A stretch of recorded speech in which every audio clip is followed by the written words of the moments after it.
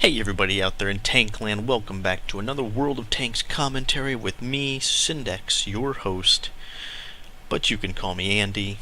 And today we have, it's been a while since my last commentary, and I apologize for the delay. Things get pretty hectic around a house with twins, go figure, especially whenever they're coming up on 1 year old. But, as you can hear them in the background, they'd like to give their own input. But today we have the T71 light tank, American Tier 7 on Prokhorovka. And got some pretty high tiers in there. We got a couple of tier 9s, a bunch of tier 8s.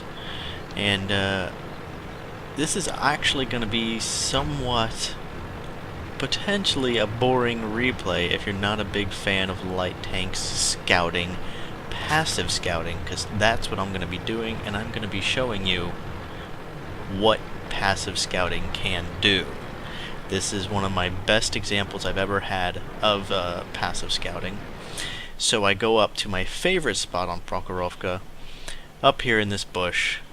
You get really distant, you get some decent distance into the field, so you can really get some good spotting on the enemy from here. Very, very good passive spotting location. And while the T71 has a pretty good gun, throw some binocs on it and it can double as a passive scout very, very well, as you're going to see here. Already I think I've lit up about 4 tanks, 3 of them currently lit up, and just watch what's about to go on here. All these tanks lit up. I'm getting half the damage being dealt to them as experience for me. I get credit and experience for half the damage being dealt to these tanks right here. Because the guys behind me, as you can see in what is that, D1 and 2, they don't actually have sight on these tanks. They're using my vision to fire upon them, and so essentially I'm helping them and they're helping me. It's very right there. They already took out, what was that, T34? That's 1 T34 down.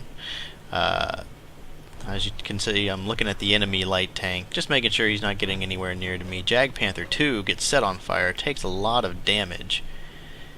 He was down pretty low, but I don't think they took him out just then. I think he ended up surviving and hanging back, which is probably a good idea for him. There's low E75. WZ-131 is the enemy light tank. Pretty good anti-scout. But if you're hanging out and hiding in a bush like this, then it's going to be a pretty tough job anti-scouting versus this guy. Let's see here. Like I said, passive scouting, it's a little boring, but it's a very, very profitable and very good way to get experience in scouts. There's those some tanks you have to grind through with bad matchmaking, like the PZ-38 in A, the M5 Stuart, kind of a grind to get through those. So passive scouting is the way I usually like to go with those. Find a bush, get a camo net and some binocs, sit in a bush like this, and just let the damage rain upon these tanks coming in. They're trying to get closer. They can't see our tanks, but we can see theirs, and doing a ton of damage to them. This E75 is going to bounce a lot of shots, but one thing I really enjoy, you know that, I just love seeing the tracers and the the craters appearing next to these tanks that I'm spotting, and they just have no idea what's going on. They can't see who's shooting them. Nonetheless, there's just shells. There's probably 10 or 20 shells just then, just raining upon that E75, and he has no idea what's going on, so he's backing up. He can't do anything about it. He's lucky he has pretty good armor there, because he took quite a beating, but didn't take a whole lot of damage. Enemy light tank on our side of the field now. Still can't find me, but is lighting up our heavies and TDs over here, so they've got to be a little more careful now. And the one thing you do have to resist as a passive scout is firing your gun. Even when you have a pretty good gun, just like this T71, oh gosh, the urge to shoot some of these tanks comes up. so frequently. Just like I had the side armor of that Tiger P just a minute ago. But if I shot him, my position would have been compromised, and this spot wouldn't have been very useful anymore at this point in the game. Like, I could put some shells at the E75. I don't think I'd penetrate, though, even though it does show up green. It is at a little bit of an angle, so I don't feel confident. And even if I could penetrate, I wouldn't want to, because he would potentially reveal my position, and like I said, then I'd get shot at a few times. Luckily, I do have 6th Sense on almost all of my light tanks and scouts.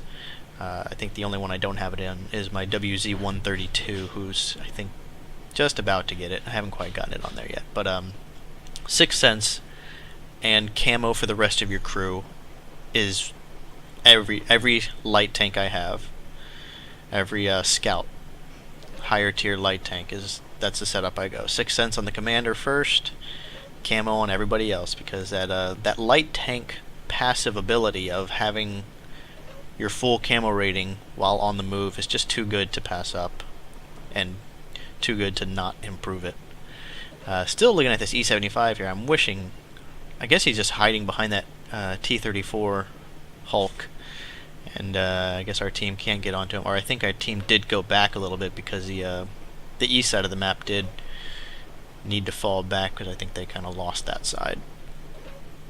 So I'm still sitting here spotting this E75. He's moving around, and every time he moves around, that lets me keep him spotted. If he fires his gun, that'll allow me to keep him spotted even more easily. E75, I'm just waiting for them to make their move. I know there's an E75 there. The Jag Panther 2 did not get taken out. I know I saw a low there earlier. So there are a number of tanks that I cannot see, but I know they're there, and what I'm planning to do is wait for these guys to move up, like so, and move past me. I can sit in this bush, and they can just drive right past me, and they won't even know I was here. And I'm waiting to get some good side armor, good rear armor shots on these guys. Wait till they're engaging our heavies, just a few hundred meters in front of them.